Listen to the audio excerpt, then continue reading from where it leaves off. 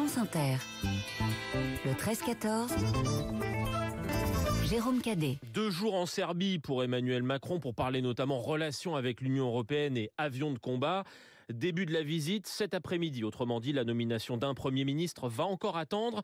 On va en reparler dans un instant. Un flou qui a le don d'irriter de nombreux secteurs économiques qui attendent des réponses. À commencer par l'agriculture. Agnès Soubiran, les syndicats FNSEA et jeunes agriculteurs tenaient leur conférence de presse de rentrée ce matin.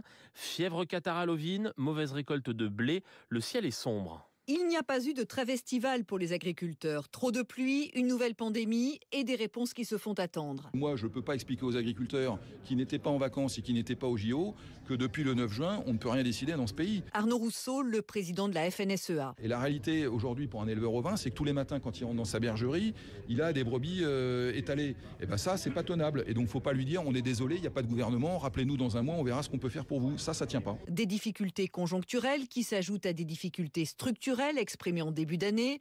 Le chef de l'État avait alors promis des aides, notamment des prêts garantis par la Banque publique d'investissement.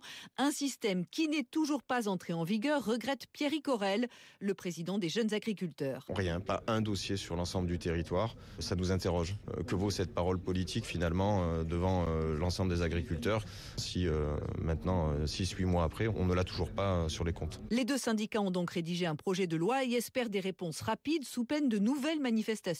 On a fait des propositions, elles sont sur la table. Et si le futur gouvernement, quelle que soit la couleur politique, ne répond pas à ces questions, évidemment la colère reviendra. Et dans l'immédiat, les éleveurs espèrent des annonces demain, lors du déplacement du ministre de l'Agriculture en Saône-et-Loire. Alors pour apporter des réponses, il faut un gouvernement. Emmanuel Macron poursuit ses consultations aujourd'hui